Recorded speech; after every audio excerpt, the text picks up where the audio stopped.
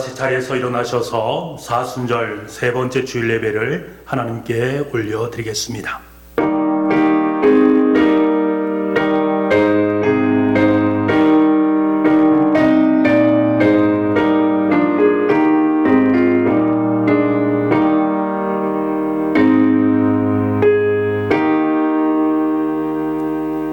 오라 우리가 여호와께로 돌아가자. 여호와께서 우리를 찢으셨으나 도로 낫게 하실 것이요 우리를 치셨으나 싸매어 주실 것임이라. 여호와께서 이틀 후에 우리를 살리시며 셋째 날에 우리를 일으키시리니 우리가 그의 앞에서 살리라. 사랑이 많으신 하나님 아버지, 따뜻한 봄 기운이 온 땅에 가득 내려앉은 좋은 계절을 주신 것에 감사를 드립니다. 하지만 코로나19로 인해 우리의 마음이 굳어졌사오니 따뜻한 햇빛으로 얼어붙었던 우리의 마음을 녹여 주옵소서. 따뜻한 바람으로 대지를 만져주신과 같이 이 시간 메마르고 황폐해져 있는 우리들의 마음도 성령의 바람으로 부드럽게 만져 주옵소서. 이 예배를 통하여 냉담했던 우리의 마음이 새롭게 변화를 받아 순전한 믿음으로 하나님을 경외하게 하여 주옵소서. 사순절 기간을 보내고 있사오니 들려주시는 말씀을 통해서 우리의 마음에 십자가의 사랑이 더욱 깊이 새겨지기를 원하오며 예수님의 이름으로 기원하옵나이다. 아멘. 성령 2장입니다.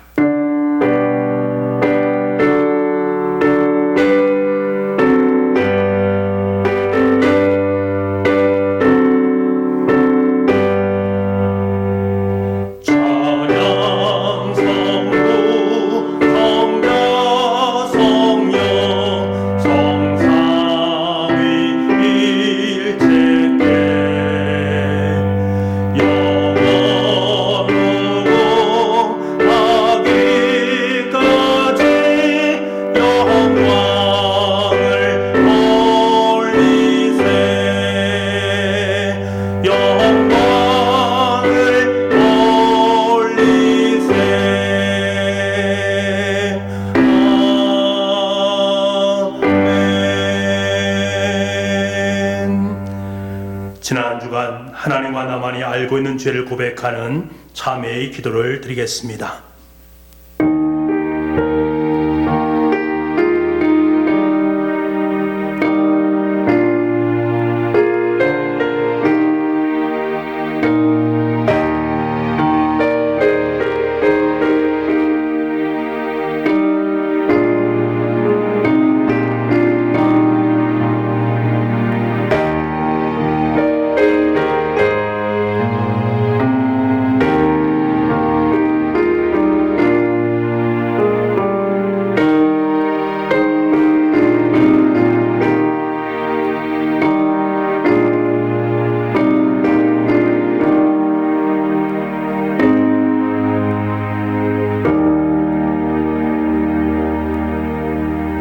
자비하신 하나님 아버지, 이 시간 우리가 고백한 모든 허물과 죄를 용서하여 주시옵소서.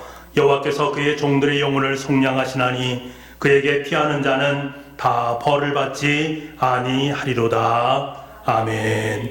다 같이 사도신경으로 우리의 신앙을 고백하겠습니다. 나는 전능하신 아버지 하나님 전지의 창조주를 믿습니다.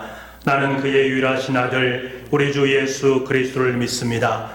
그는 성령으로 잉태되어 동정녀 마리아에게서 나시고 본디오 빌라도에게 고난을 받아 십자가에 못 박혀 죽으시고 장사된 지 사흘 만에 죽은 자 가운데서 다시 살아나셨으며 하늘에 오르시어 전능하신 아버지 하나님 우편에 앉아 계시다가 거기로부터 살아있는 자와 죽은 자를 심판하러 오십니다.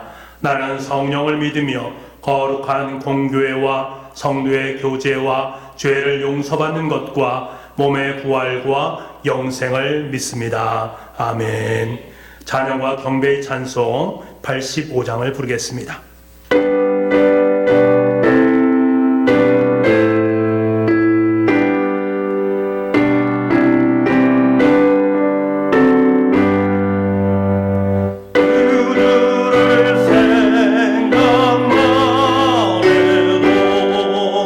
이렇게 첫 걸음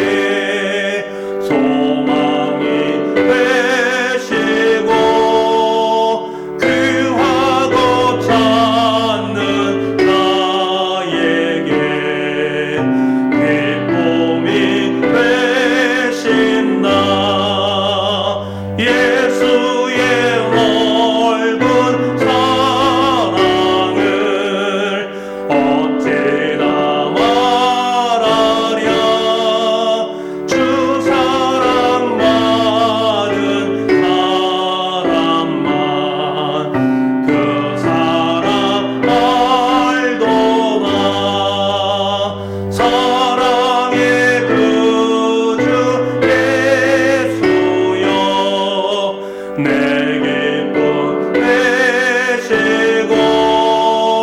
이제로부터 영원히 영광이 되소서. 아멘.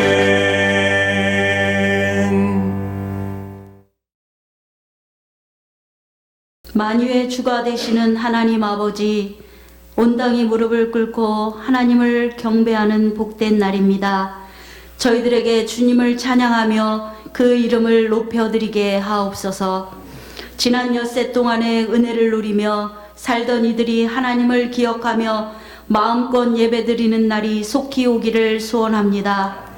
하나님 나라를 바라보게 하셨으나 여전히 땅의 것을 구하며 지냈던 지난 시간을 회개합니다. 땅의 것에 집착해서 저희들의 소망이 되신 주님을 붙잡는 데는 무관심한 죄인들이었습니다. 천국 백성이 된 저희들이 서로 돌아보아 사랑과 선행을 격려하지 못한 죄를 용서해 주시옵소서.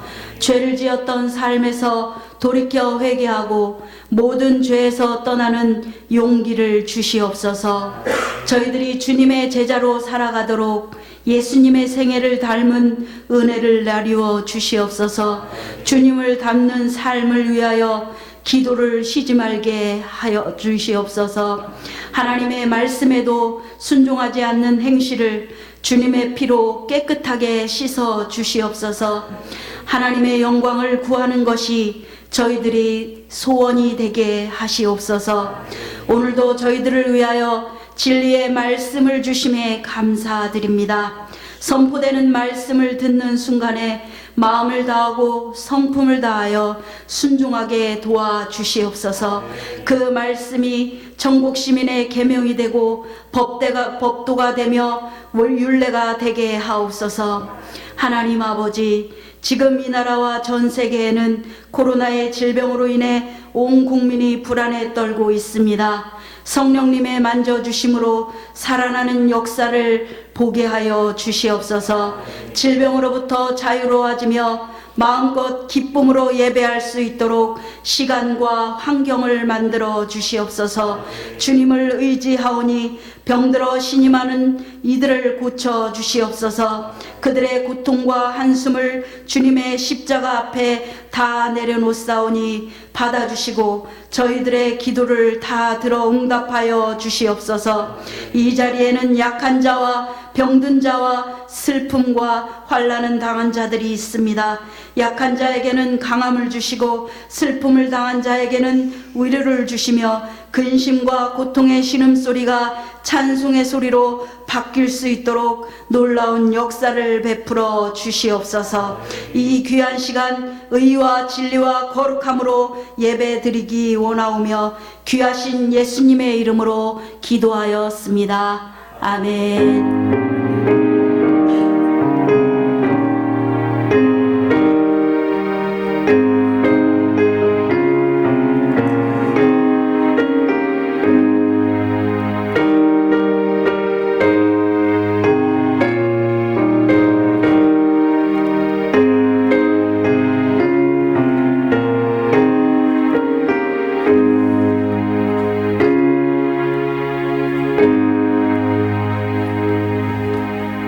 성시교독은 교독문 126번입니다.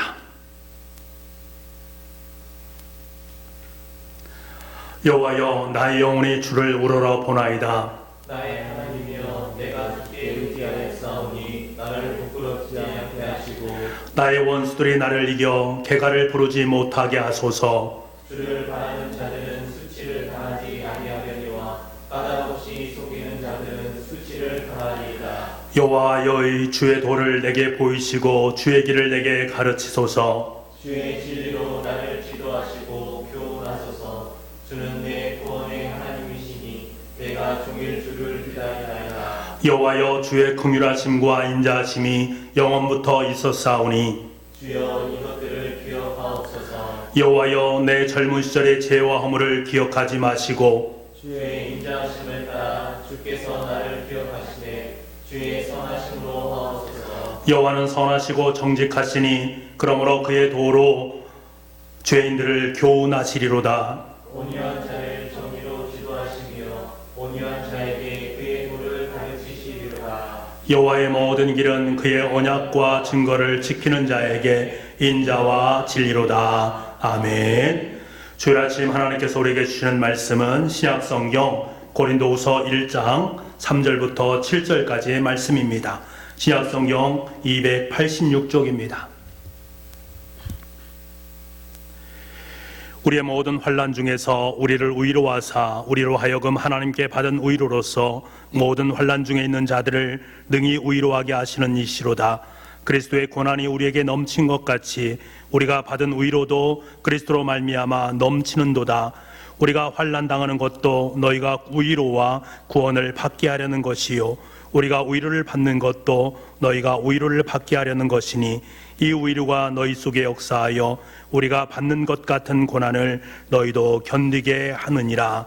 너희를 위한 우리의 소망이 견고함은 너희가 고난에 참여하는 자가 된 것 같이 위로에도 그러할 줄을 알미라. 아멘.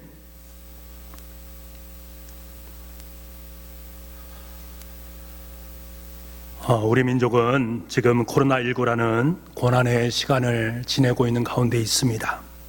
믿음의 길을 걷는 그리스도인들도 세상의 길을 가고 있는 비그리스도인들도 모두 함께 고난의 시간을 지내고 있습니다. 그리고 함께 소망하고 있습니다. 이 환난의 시기가 하루속히 종식됨으로 말미암아 따뜻한 봄볕을 마음껏 누리고 싶은 마음입니다. 이제는 자유롭게 거리를 활보하고 사랑하는 사람과 함께 손을 잡고 영화도 보고 함께 모여서 큰 소리로 마음껏 노래도 부르고 싶습니다. 그런데 여러분 생각해보면 우리에게 찾아오는 이 고난의 문제는 사람에 따라서 그 고난이 아름다울 수도 있고 그 고난이 추하게 느껴질 수도 있습니다. 내가 그 고난이란 색깔에 어떤 색깔을 칠하느냐에 따라서 달라질 수가 있습니다. 코로나19라는 이 고난의 시간이 어떤 분에게는 캄캄한 터널을 통과하는 것처럼 힘겨운 싸움으로 여겨질 수 있습니다만 다른 어떤 분들에게는 그 싸움을 돕고 위로하는 연대적 끈을 경험하는 소망의 시간이 됩니다. 고난은 캄캄한 어두움으로 우리를 몰아갈 수도 있지만 새로운 빛의 세계로 우리를 이끌어갈 수도 있습니다. 내가 그 고난을 어떻게 여기느냐에 따라서 그 고난의 현장은 사뭇 달라질 수가 있습니다. 우리 교회에 이현우 권사님이 계시지 않습니까? 권사님께서는 닭종이 공예를 잘 하십니다. 권사님께서 이 코로나19라는 고난의 시간 속에서 예수님의 십자가를 묵상하면서 작품을 하나 만드셨습니다. 이 작품은 지금 예배당에 잘 전시되어져 있습니다. 이 작품을 잠시 화면을 통해서 보기를 원합니다. 바로 이것입니다. 권사님께서 이 작품을 교회에 설치하시고서는 저를 만나서 짧은 대화를 나누었습니다. 권사님은 예수님의 눈 부분을 만드는 것이 가장 어려우셨다라고 저에게 말씀해 주셨습니다. 그렇다면 권사님께서 가장 심혈을 기울인 그 부분이 바로 눈 부분이다라는 사실을 알 수가 있습니다. 저는 권사님을 보내고 다시 본당으로 올라왔습니다. 그리고 예수님의 눈을 유심히 살펴보았습니다. 예수님은 지그시 눈을 감고 위쪽을 바라보고 계셨습니다. 저는 예수님께서 지금 눈을 감고 과연 무엇을 생각하실까? 작가는 왜 하필이면 눈을 감으신 예수님의 모습을 작품으로 만들었을까? 저는 생각하기를 그 예수님의 감으신 눈 속에 코로나19로 말미암아 고통받고 있는 우리의 인간의 모습을 안타깝게 계시는 애틋함을 담고 있고 더 나아가서는 죄로 말미암아 고통 가운데서 아파하고 눈물 흘리고 있는 우리의 모습을 담고 있음을 깨닫게 됩니다. 그리고 동시에 하늘 향해서 하나님께 아버지 저들의 고통을 제가 대신 짊어지겠습니다. 주님 저들의 죄를 용서하여 주옵소서 말씀하시고 계시는 것을 느낄 수 있었습니다. 그래서 눈을 감고 하늘을 우러러서 기도하고 있는 예수님의 형상, 그 눈빛임을 깨닫게 됩니다. 그리고 저들을 죄에서 구원할 수 있는 것은, 그들을 고통 가운데서 해방할 수 있는 방법은 오직 십자가이기 때문에 그 십자가를 꼭 붙잡고 계신 것이 아닌가. 그러니까 저에게는 이 작품이 바로 우리를 위로하시는 하나님의 마음이 담겨있는 작품으로 다가오게 되었습니다. 저는 권사님께서 이 작품을 만드시면서 무엇을 생각했는지는 잘 모릅니다만 제 눈에는 그렇게 느껴졌습니다. 하지만 제가 확신할 수 있는 것은, 권사님은 분명 코로나19라는 고난의 시간 속에서 이 작품을 만들면서 하나님의 마음을 헤아리는 시간을 가졌을 것입니다. 이 작품을 통해서 나도 또한 주님께서 원하시는 십자가의 길을 걸어가야지, 그 십자가를 붙들고 살아가야 되지 라는 생각을 마음속에 품었을 것임은 너무나도 자명합니다. 여러분도 이 작품을 영상으로 보시면서 고난 속에서 우리를 위로하시는 주님의 숨결을 느끼실 수 있기를 간절히 소망합니다. 사도 바울은 해결할 수 없는 연약한 육체의 가시를 소유하고 있습니다. 그런 그곳에서 벗어나고 싶었습니다. 그래서 이 육체의 가시를 벗겨 주옵소서 간절하게 3번에 걸쳐서 하나님 앞에 간구했음에도 불구하고 하나님께서는 그 연약함을 고쳐주시지 않으셨습니다. 이것이 평생토록 바울에게 연약함으로 남겨지게 됩니다. 하지만 바울은 그 연약한 육체의 가시 그 부분을 새롭게 해석을 합니다. 그 해석이 무엇입니까? 나에게 주신 하나님의 은혜다라고 고백을 하게 됩니다. 바울이 자신에게 있는 육체의 가시를 이렇게 해석하자 그에게는 더 이상 연약함 그 자체가 문제가 되지 않았습니다. 육체의 가시가 더 이상 문제가 되지 않습니다. 아니, 도리어 그는 자신의 연약함을 사랑하기 시작했고, 오히려 하나님 앞에 감사하기 시작했고, 그의 약함을 자랑하기 시작했습니다. 왜 그렇습니까?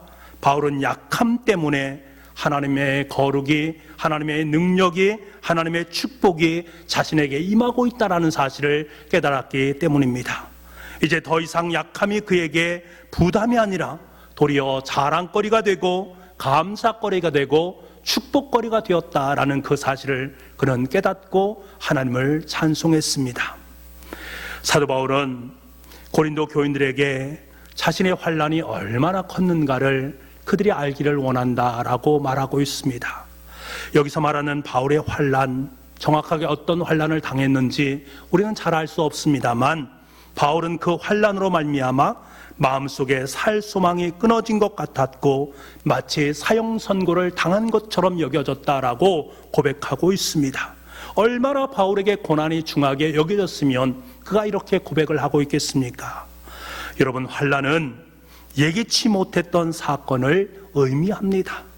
바울은 전혀 예기치 못한 고난으로 쓰러지기 일보 직전에 있습니다. 아니, 쓰러질 수밖에 없는 상황 가운데 놓여 있습니다. 그럼에도 불구하고 사도 바울은 이렇게 고백을 하고 있습니다. 그의 고백을 들어보십시오. 지금 나에게 환난이 찾아왔습니다. 그런데 나는 여호와 하나님을 찬송하고 싶습니다. 왜 그런지 아십니까? 내가 환난을 당하는 순간 하나님의 위로가 내 심장 속에 임했기 때문입니다. 여러분, 바울은 고백합니다.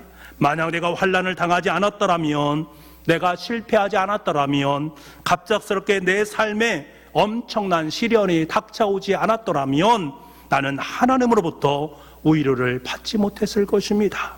내게 환난이 없었다면 하나님께서 찾아오셔서 나를 끌어주시고 안아주시는 사랑의 손길을 느끼지 못했을 것입니다.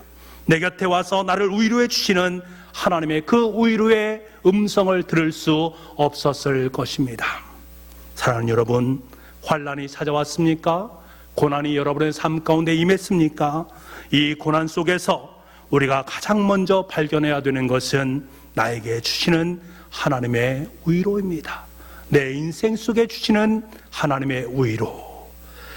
오래전에 샌프란시스코에 있었던 일입니다. 국비 장학생으로 유학을 온 부부에게 5살짜리 아들이 있었습니다. 그들에게 2만 달러의 예금 잔고가 있었는데 그는 그것을 자기의 용도를 위해서 사용한 것이 아니라 교회 목사님을 통해서 에티오피아로 나간 선교사님에게 헌금을 드리기로 작정하고 자신들이 가지고 있는 것을 헌금으로 드렸습니다. 그리고 열심히 교회에서 헌신하고 봉사를 했습니다. 아내가 임신을 해서 몸이 약한 관계로 이 아들을 할머니가 있는 한국으로 보냈습니다. 그런데 한국에 머무는 중에 교통사고를 당하고 말았습니다.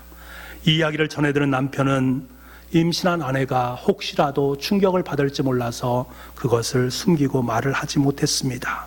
혼자 기도하면서 지냈습니다만 결국 그 아이는 2달 만에 죽음을 맞이하게 됩니다. 미국에 와서 열심히 교회를 다녔습니다. 하나님 나라를 위해서 최선을 다해서 수고하고 애썼습니다. 그들의 마음 가운데 얼마나 많은 상심과 고통이 있겠습니까? 이 부분은 너무나 서럽고 괴로워서 견딜 수가 없습니다. 그래서 저녁마다 교회에 나와서 하나님 앞에 부르짖고 기도를 하게 됩니다. 주위 사람들의 오해는 더 견디기 어려웠습니다. 공부는 하지 아니하고 교회에서 살다가 그런 일을 당한 것이 아닌가 하면서 비난합니다. 심지어는 교회 안의 사람들도 이런저런 오해의 말로 수군거리는 모습을 듣게 됩니다. 어느 날 차마 집에 들어갈 수 없어서 두 부부는 교회에 나와서 간절하게 하나님 앞에 기도를 하게 됩니다. 그때 그 부부에게 이상한 숨소리가 들려옵니다. 침상에 누워 고통스럽게 죽어간 그 아이의 숨소리가 들려오기 시작합니다. 그 숨소리를 따라 들리는 소리는 예수님께서 십자가에 고통당하시고 있는 그 고통의 신음소리와 함께 신음소리 같은 것과 같이 들려왔습니다. 그때 주님께서 그 부부에게 말씀하십니다. 걱정하지 마라. 이 아이 내가 품고 있다. 걱정하지 마라. 그 음성을 듣게 되었습니다. 여러분, 어떻게 해서 이런 일이 일어났는가 묻는 것이 무슨 의미가 있겠습니까? 그것은 우리의 몫이 아닙니다. 그 사람이 아들을 잃은 것이 행운인가 불행인가 이것을 따지는 것, 그것이 중요한 것이 아닙니다. 중요한 것은 무엇입니까? 부부는 고통 속에서 특별하신 하나님의 위로하심을 받았다라는 그 사실이 중요한 것입니다. 여러분, 때로는 저와 여러분에게 환난이 닥칠 수도 있습니다. 하지만 그 환난 속에 특별한 하나님의 위로가 있다라는 사실을 늘 기억할 수 있기를 바랍니다. 사도 바울은 고백하고 있습니다. 그의 고백에 집중하십시오. 주 예수 그리스도의 하나님께서 우리를 위로하신다. 모든 위로 하나님께서 내가 환난을 당했을 때 마치 사형 선고를 받는 것 같았던 그 순간에 내 곁에서 나를 위로하고 계신다. 내가 고통스러운 신음소리를 내뱉고 있을 때에 하나님께서는 내 곁에서 내 숨결을 함께 느끼셨고, 내가 눈물을 흘리고 있었을 때에 하나님도 내 곁에서 함께 눈물을 흘리고 계셨다. 그것이 내 인생 속에 얼마나 큰 위로가 되었는지 모른다. 이 고백이 사도 바울의 고백뿐만 아니라 바로 저와 여러분의 귀한 고백이 될 수 있기를 간절히 소망합니다. 여러분, 우리가 세상을 살다 보면 사람끼리 하는 이 위로라는 것이 얼마나 형편없는가를 알 수가 있습니다. 입으로는 당신을 위로합니다. 힘들고 어렵지요? 라고 말하지만 속으로는 딴 생각을 하는 경우가 얼마나 많이 있는지 모릅니다. 앞에서는 이렇게 말하고 돌아서서는 엉뚱한 말을 하는 경우들이 얼마나 많은지 모릅니다. 심지어는 내가 진실하게 그 사람을 위로한다라고 말을 했음에도 불구하고 그 말이 그 사람에게는 전혀 위로가 되지 않을 때도 참 많이 있습니다. 왜? 인간의 위로는 한계성이 너무나도 분명합니다. 하지만 모든 자비의 하나님은 우리를 아십니다. 우리의 고통을 이해하십니다. 우리의 아픔을 알고 계십니다. 그래서 그 하나님의 위로하심은 완벽한 위로가 될 수가 있습니다. 하나님은 이스라엘 백성들을 사랑하사 안아주시고 입혀주시고 먹여주시고 등에 업어주셨습니다. 그러나 이스라엘 백성들이 가나안 땅에 들어갔을 때에 그는 그들의 아버지 하나님을 배신했고 우상을 섬겼습니다. 이런 배반을 당하고 허탈감을 맛본 분이 바로 하나님이십니다. 가장 억울하기로 치자면 하나님보다 더 억울한 분이 어디 있겠습니까? 자기 아들이 십자가 위에서 죽어가는 것을 무기력하게 바라볼 수밖에 없었던 분이 바로 아버지 하나님이셨습니다. 배신도 당해보셨고 의로우심에도 불구하고 오해와 핍박과 멸시도 당하셨습니다. 은혜를 베풀었는데도 돌아오는 것은 비난뿐이었습니다. 사랑을 주었음에도 불구하고 오히려 그에게 다가오는 것은 미움이었습니다. 섬겼는데 돌아오는 것은 죽음이었습니다. 자신의 전부를 주었는데 돌아오는 것은 십자가뿐이었습니다. 그런데 여러분, 그 주님께서 저와 여러분에게 찾아오셔서 친히 우리의 아버지가 되어주셔서 우리를 위로하고 계십니다. 자신의 가장 사랑하는 아들을 십자가에 못 박혀 죽는 모습을 바라보시던 그 눈물을 가지고 우리의 눈물을 씻어주시고 계신 위로의 하나님이신 줄 믿습니다. 여러분, 환난을 당하셨습니까? 아니, 지금 고난을 당하고 계십니까? 내 곁에서 나를 위로하시는 주님의 위로의 목소리를 들으시길 바랍니다. 특별한 사랑으로 각별한 관심을 갖고 내 곁에서 위로하시는 그 하나님을 바라볼 수 있는 눈을 뜰 수 있기를 바랍니다. 그러면 위로의 주님을 만나게 될 것이고 그분으로부터 참된 위로를 받게 될 줄 믿습니다. 여러분, 고난 속에서 바울은 뭐라고 말하는지 아십니까? 이러한 고백을 하고 있습니다. 5절 말씀을 우리 함께 읽어보기를 원합니다. 5절입니다. 시작. 그리스도의 고난이 우리에게 넘친 것 같이 우리가 받는 위로도 그리스도로 말미암아 넘치는도다. 아멘. 지금 바울은 고난 속에서 예수님의 고난에 동참하는 신비를 경험하고 있습니다. 자신의 고난과 예수님의 고난의 십자가가 연대감을 갖게 되는 신비한 체험을 하게 됩니다. 그래서 바울은 자신이 당한 고난을 그냥 일반의 고난이라고 말을 하지 않고 그리스도의 고난이라고 말을 하고 있는 것입니다. 한 번은 제가 마음이 너무 힘이 들어서 제 서재에서 두 손을 들고 하나님을 찬양한 적이 있습니다. 마음껏 하나님을 찾고 하나님을 부르고 하나님께 찬양했던 적이 있습니다. 한참 찬양을 부르고 있는데 갑자기 제 눈에 십자가가 들어오는 것입니다. 제 서대 앞에 보면 십자가가 있는데 평상시에는 그것이 저에게 눈에 잘 띄지 않았습니다만 그날따라 유독 그 십자가가 제 눈에 들어오게 되었습니다. 그때 성령님께서 제 마음속에 그 십자가 위에 못 박히신 예수 그리스도의 고난의 장면을 보여주셨습니다. 그 고난의 깊이와 넓이가 얼마나 큰지 그 헤아릴 수 없는 사랑의 깊이를 조금은 경험할 수 있도록 만들어 주셨습니다. 그 주님의 십자가의 고난 앞에 선서 제가 고난이라고 여기면서 짊어지고 힘들어하는 그것이 얼마나 작은 것인가를 깨닫게 해 주셨습니다. 얼마나 죄송하고 눈물이 나던지요. 그때 제 마음속에 들려주시는 주님의 음성이 있었는데 그것이 무엇인가 하면 내가 너의 모든 고난을 십자가에 품어 안았듯이 너도 너의 고난을 기꺼이 품에 안으라. 너의 고난을 기꺼이 너의 품에 안으라. 사랑하는 여러분, 우리는 고난 속에서 내가 그랬듯이 너의 고난을 품에 안으라. 내가 십자가를 짊어졌듯이 너희도 마찬가지로 십자가를 짊어지는 인생에 뛰어라 라고 말씀하시는 주님의 음성을 들을 수 있어야 됩니다. 그때 우리는 육체적, 정신적 고통과는 비교할 수 없는 신비한 은혜가 고통 속에 담겨져 있다는 것을 깨닫게 될 줄 믿습니다. 그 신비한 은혜가 여러분 가운데 임할 수 있기를 원합니다. 그것이 여러분의 인생에 참된 위로가 될 수 있기를 간절히 소망합니다. 사도 바울은 고난 속에서 깨달은 것이 하나 있습니다. 그가 깨달은 것은 이것입니다. 하나님의 위로를 내가 받음으로써 다른 사람을 위로하게 함이로다. 내가 받은 그 위로는 나로 끝나는 것이 아니라 다른 사람을 향한 위로가 되어져야 된다라는 이 사실을 깨달았습니다. 여러분, 건강을 잃어본 사람이 건강을 잃은 사람을 위로할 수 있지 않겠습니까?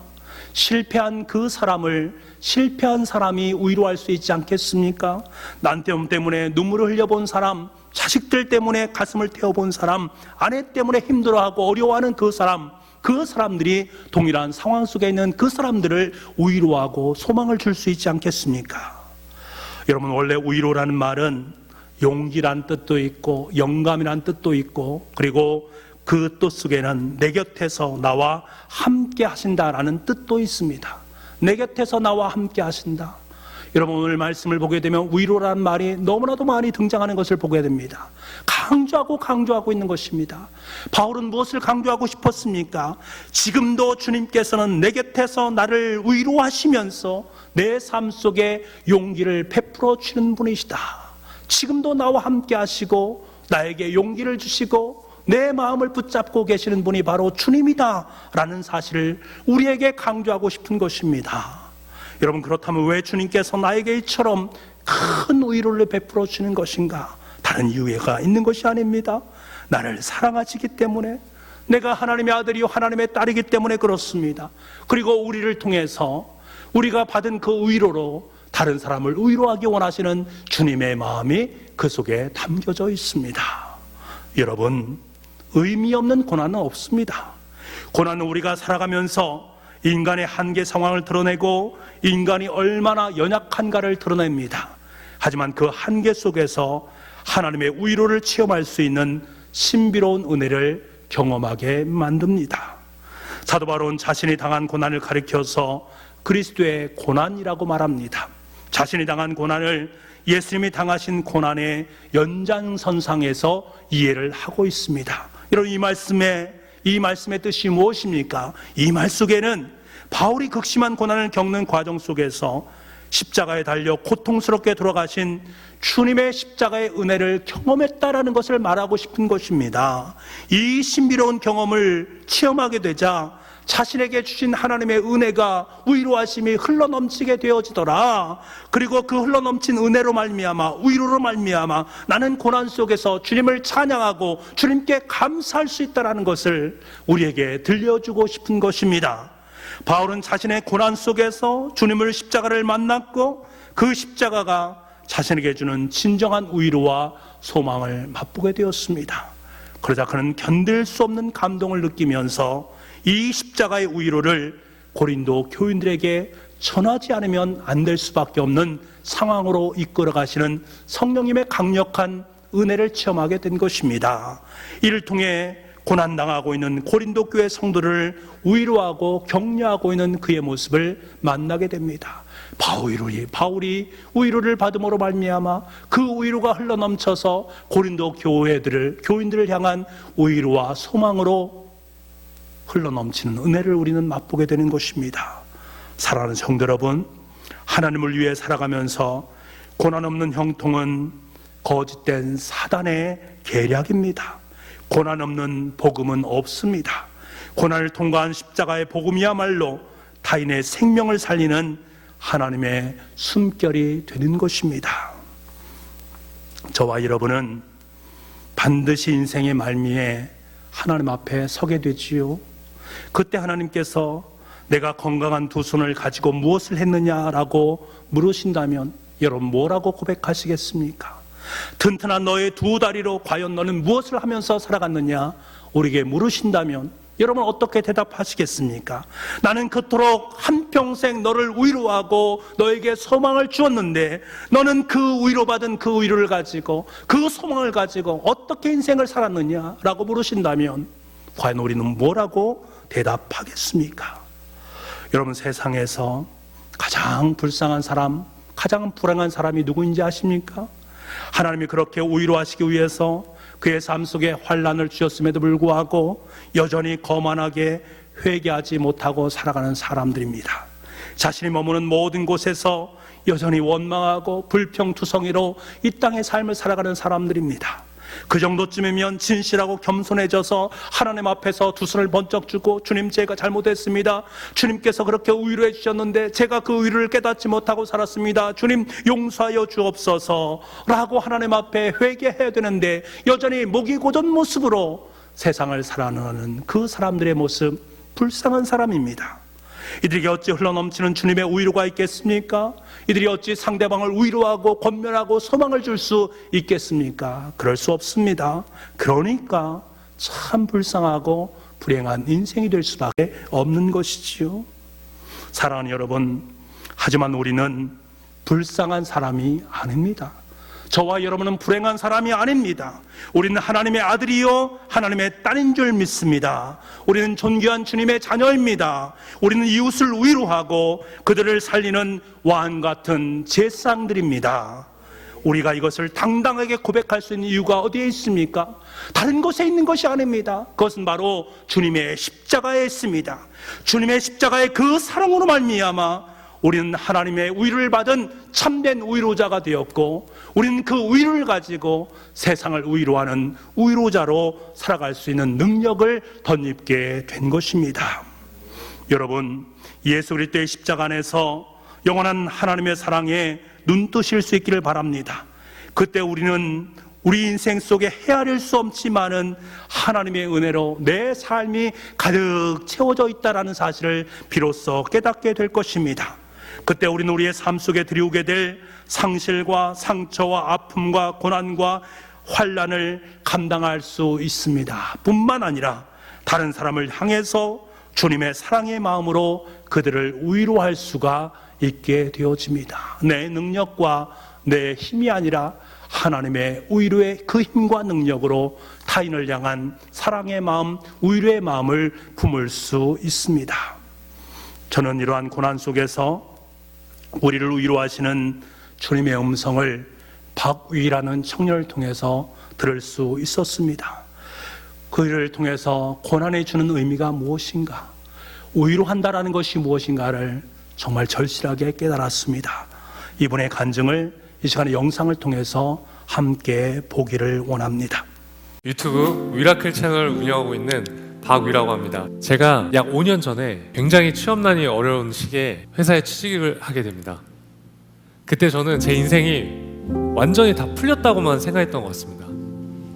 그래서 저는 일주일 동안 일한 저에게 항상 주말에 세상적인 쾌락으로 저에게 보상을 주었어요. 술을 마시고 클럽도 가고. 제가 6개월 동안 인턴 생활을 하고 정직원 전환이 되었거든요. 갑자기 이제 정직원이 되니까 너무 기뻤어요. 그래서 친구들과 또 축하 파티를 열게 됩니다. 그날 제가 술을 마시고 필름이 끊기게 됩니다. 딱 눈을 떴는데요, 천장이 하얀 거예요. 중환자실이었어요. 제 몸이 보이는데 아무것도 안 느껴지고 움직일 수가 없는 거예요. 낙상사고로 인해서 목이 완전히 부러졌어요. 그래서 척수신경이 완전히 손상이 됩니다. 제 목을 수술하신 선생님께서 저한테 이렇게 말씀하셨어요. 앞으로 영원히 걷지도 못하고 손가락도 쓸 수 없을 겁니다. 그렇게 저는 전신마비가 하루아침에 되었습니다. 저는 제 자유의지로 술을 마시고 다쳤습니다. 그래서 저는 한 번도 하나님을 원망해 본 적이 없었어요. 그런데 제가 장애를 갖고 살아가면서 세상에 너무 힘든 사람들을 많이 봤습니다. 하나님은 공평하다고 하는데 제 눈에는 세상이 하나도 공평하지 않은 거예요. 자기 의지랑 상관없이 태어날 때부터 장애가 있고 또 수많은 요인으로 인해서 고통받는 사람들, 전 하나님께 따졌습니다. 왜 그 사람들 그렇게 내버려 놓으시는 거예요? 아니, 공평하신 하나님이시라는데 그 사람들 어떻게 해요? 그 질문을 한 걸 까먹고 살다가 한 3일이 지났어요. 화장실에 있는데 갑자기 마음으로 딱 떠오르는 거예요. 위야, 너가 가서 그 사람들 사랑하면 되잖아.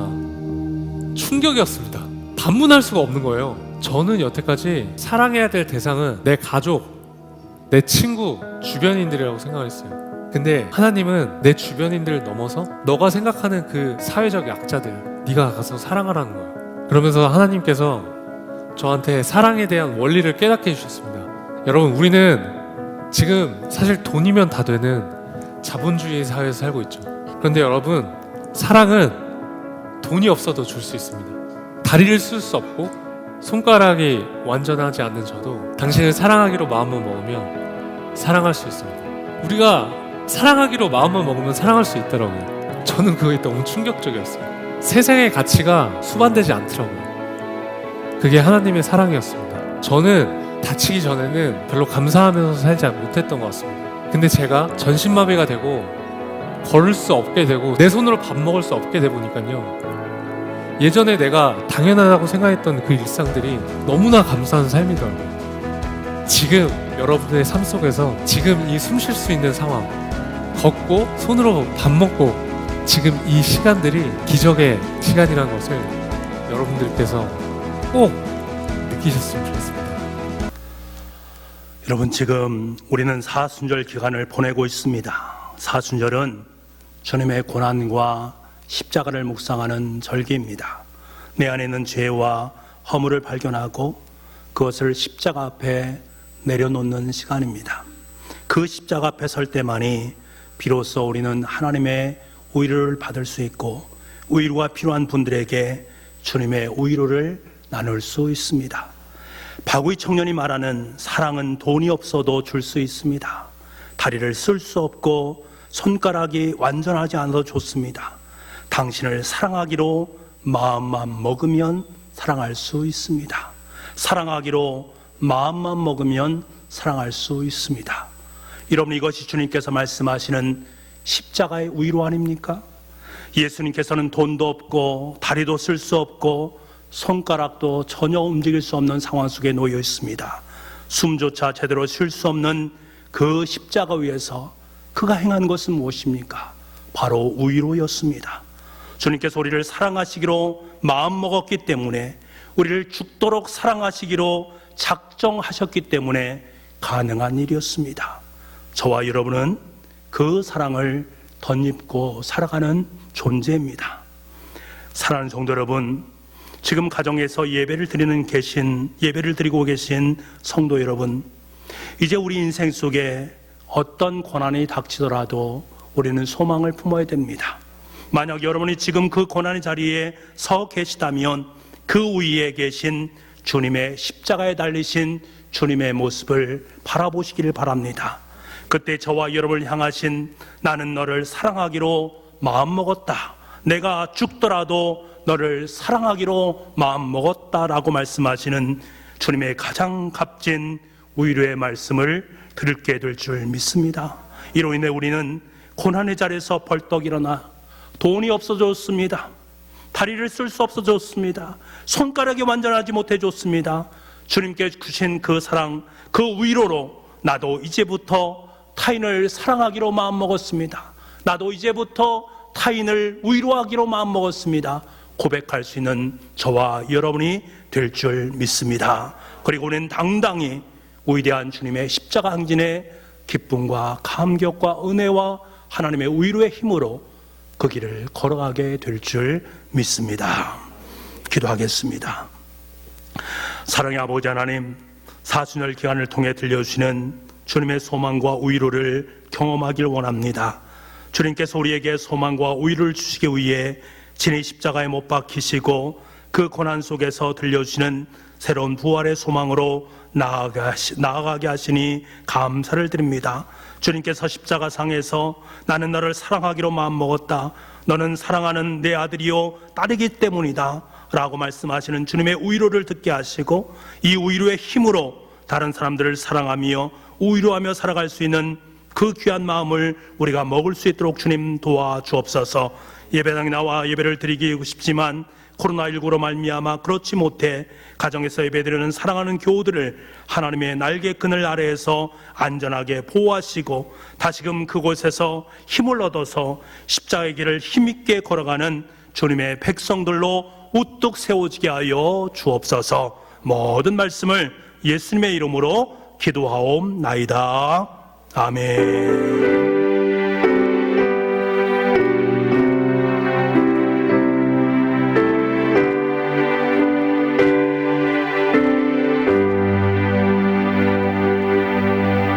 우리 말씀을 생각하시면서 찬송가 415장을 부르겠습니다.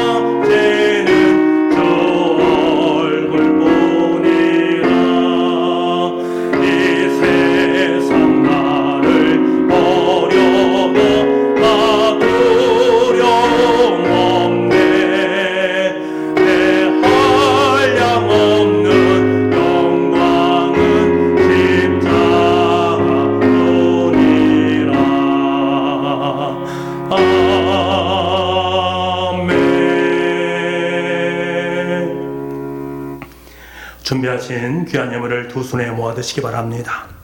사랑이 많으신 아버지 하나님, 코로나19로 말미암아 근심과 걱정 가운데 있는 우리 교우들의 마음을 위로하여 주시고 위기의 순간에 하나님의 마음을 바라며 두 무릎을 꿇고 기도할 수 있게 하시니 감사드립니다.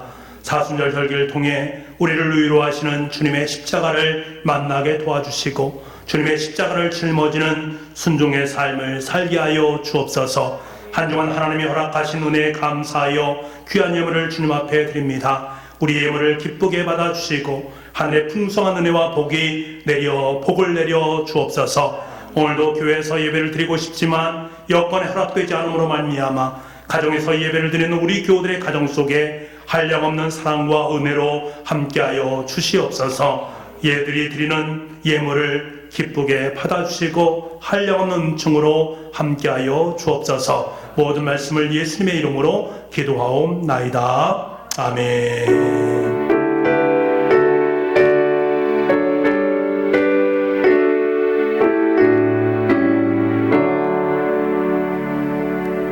가정에 계신 여러분, 할렐루야. 우리 함께 고백하십시다. 여러분 행복하십니까? 예스. 다시 한번 우리 식구들을 바라보면서 같이 한번 인사 나누겠습니다. 여러분 행복하십니까? 예스. 주변에는 공동 기도 제목으로 우리 함께 기도하겠습니다. 하나님, 우리 민족에게 긍휼을 베푸소서. 예수님 청주 땅을 구원하여 주소서. 성령님 우리 교회를 부흥케 하소서. 500명의 일꾼을 허락하여 주소서. 우리의 가정과 일터에 은혜를 내려 주소서. 아멘. 기도와 능력의 첫 번째입니다. 하루에 1시간 기도합시다. 아멘. 교회 소식 전해드리겠습니다. 오늘은 사순절 세 번째 주일입니다. 새벽 예배, 수요 예배, 금요 성령 기도회, 주일 예배는 가정 예배로 드립니다. 홈페이지에 보시면 코로나19라는 그 항목이 있는데 그곳을 누르시면 그곳에 예배 순서지가 또 나와 있습니다. 내용이 나와 있으니까요. 또 그리고 밴드에도 함께 올려놓았으니까 개인적으로 말씀과 묵상의 시간을 가지시고 십자가의 주님을 더 깊이 묵상할 수 있는 사순절 기간이 되시길 바랍니다. 공예배는 코로나19 상황을 보면서 장로들과 함께 의논하고 결정을 하도록 하겠습니다. 그리고 그 결정된 사항을 문자로 여러분께 알려드리도록 하겠습니다.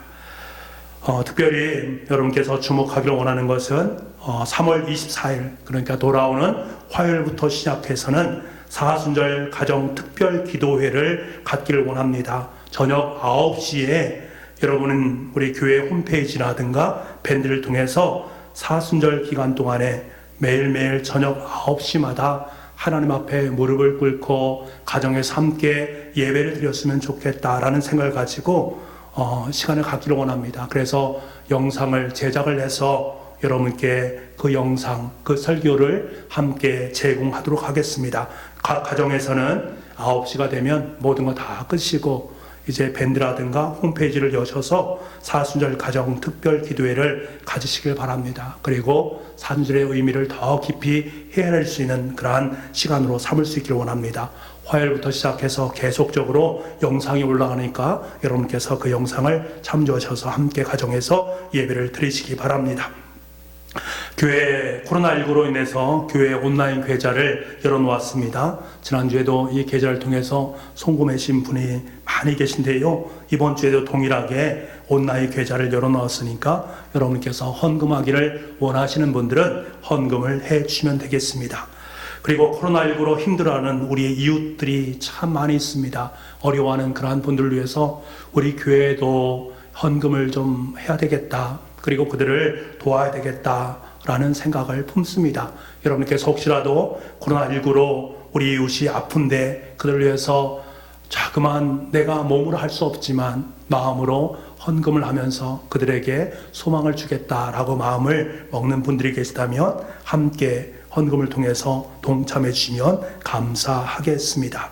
사순절 실천운동 여러분께서 기억하셔서 금식하시고 또 헌금을 모아주시고 또 문화금식도 하시고 온전한 신앙생활을 잘 해나가시기 바랍니다. 어려울 때, 위기의 때에 우리 그리스도인들이 무릎 꿇고 기도하는 그것은 하나님의 능력이 되고 이 나라의 민족을 살리는 은총이 되는 줄 믿습니다. 여러분께서 그러한 귀한 사역에 또 최선을 다해서 말씀도 잘 읽으시고 기도도 철저하게 하나님 앞에 드림으로 말미암아서 여러분의 신앙을 더욱더 곤고히 해나갈 수 있는 하루하루의 삶이 될 수 있기를 간절히 소망합니다. 자, 가정 예배를 드리는 여러분들을 위해서 기도를 드리겠습니다. 우리 가정에 속한 식구들 우리 두 손을 마음에 모아주시고 제가 여러분을 위해서 기도를 드리겠습니다. 세상을 창조하신 하나님 아버지, 죽었던 인생을 살리는 부활의 주님, 이 시간 주님 앞에 일어난 귀한 자녀들이 있습니다. 생일을 맞이해서 주님 앞에 일어났습니다. 지금까지 살아온 것도 하나님의 은혜요 축복이었습니다. 다음 생일을 맞이할 때까지 새로운 각오를 가지고 살아갈 때에 하늘의 지혜와 은총을 허락해 주시고 건강의 은혜를 내려 주시옵소서. 심령도 평안하고 가정도 평안하게 도와주시고 생업에도 풍성한 은혜를 내리워 주옵소서. 사랑의 아버지 하나님, 마음이 갑갑하고 답답해서 일어섰습니다. 이 시간 십자가의 주님을 만남으로 말미암아 인간의 모든 염려와 고통이 다 사라지게 도와주시고 저들의 마음속에 새로운 소망의 빛이 떠오르게 하여 주옵소서. 특별한 일을 앞두고 주 앞에 일어났습니다. 내가 할 일이 아닙니다. 주님께서 하셔야만 합니다. 작은 일이든 큰 일이든 주님이 돕지 아니하면 할 수가 없습니다. 이 귀한 믿음을 가지고 일어난 주의 종들에게 성령의 은혜를 베풀어 주시사 저들이 안고 있는 모든 문제들이 주 안에서 형통하게 이루어지게 하여 주옵소서. 사랑의 주님, 육신의 질고 안고 고통당하며 주님 앞에 일어났습니다. 사랑의 주님, 다시 한번 우리 육신도 새롭게 하여 주옵소서. 병든 육신이 깨끗해지고 건강해지는 변화의 은혜를 더하여 주옵소서. 꺾여진 영혼, 실망한 영혼에게 다시 일어설 수 있는 새 힘과 새 용기를 더하여 주옵소서. 우리의 가정의 주인이 되시는 아버지 하나님, 북부에 속한 모든 가정들을 축복하여 주옵소서. 가정의 어린 자녀들이 앞날에 시온의 대로를 활짝 열어주시고 가정을 이루어야 될 자녀들에게 만남의 축복을 주시며 아기를 기다리는 가정에게는 새 생명의 은총을 군대와 해외와 타지에 있는 자녀들과도 함께하여 주심으로 말미암아 늘 동행하시는 은총을 베풀어 주옵소서. 코로나19로 마음이 무겁고 힘겹습니다. 마음껏 주님을 예배하고 싶고 사랑하는 교우들과 함께 아름다운 교제를 나누고 싶지만 그렇지 못함으로 말미암아 힘들어하는 교우들에게 힘을 더하여 주옵소서. 인간의 모든 두려움이 주님의 십자가의 사랑 안에서 다 녹여지게 도와주시고 전날의 한숨이 변해서 노래가 되게 하여 주옵소서. 이번 코로나19 사태를 통해서 개인적으로는 자신을 돌아보는 계기로 삼게 도와주시고 이 사회적으로는 서로 돕고 서로 위로하고 서로 격려하는 사랑의 연대성을 이루는 교회가 되게 하여 주옵소서. 코로나19라는 시련의 기간을 통해서 이단에 대한 경각심을 새롭게 다지게 도와주시고 이 나라의 민족 속에 두려움과 어려움의 그림자가 사라지고 위로의 하나님의 도우심을 확연하게 깨닫는 역사가 있게 하여 주옵소서. 모든 말씀을 예수님의 이름으로 기도하옵나이다. 아멘. 우리 옆에 있는 가족과 함께 우리 축복과 격려와 위로의 박수를 함께 나누겠습니다. 그리고 우리 옆에 있는 가족들과 함께 인사를 나눴으면 좋겠습니다. 이렇게 나누겠습니다. 하나님께서 위로하십니다. 환난의 시간을 힘있게 이겨냅시다. 아빠 이겨낼 수 있습니다. 엄마 이겨낼 수 있습니다. 너희들은 이겨낼 수 있다. 아멘. 다 같이 찬송가 411장을 부르겠습니다.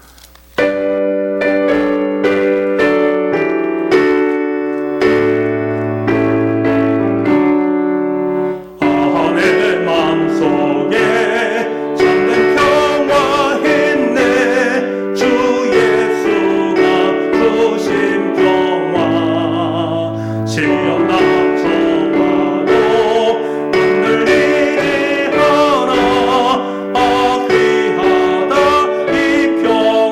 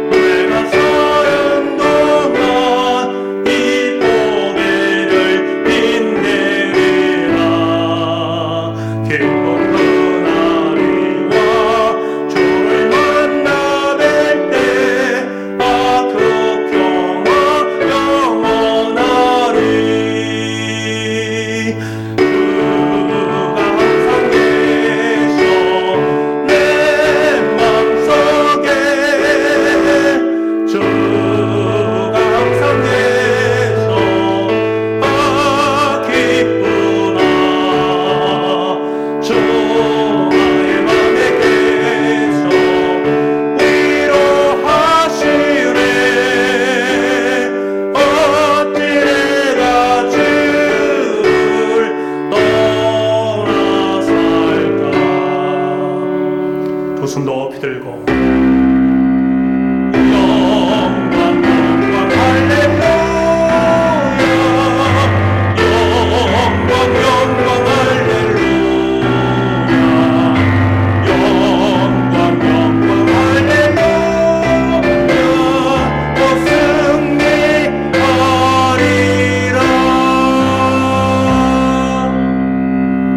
하나님 아버지 두 손을 높이 들었습니다. 사순절 기간을 통해 십자가상에서 우리를 향해 들려주시는 주님의 소망과 위로의 말씀을 듣게 하시고 이에 힘입어서 십자가 행진에 동참하는 아름다운 인생이 되게 하여 주옵소서. 지금은 우리 주 예수 그리스도의 은혜와 우리 아버지 하나님의 무한하신 사랑하심과 성령님의 감화 감동 그리고 교통하시는 역사가 주님 주시는 위로와 소망으로 올곧게 십자가길을 걷는 주님의 자녀들 머리 위에와 지금도 군문에 있거나 외지에 있거나 외국에 있거나 병상에 있는 아들 딸들 머리 위에 지금부터 영원토록 함께 하옵시기를 간절히 축원하옵나이다.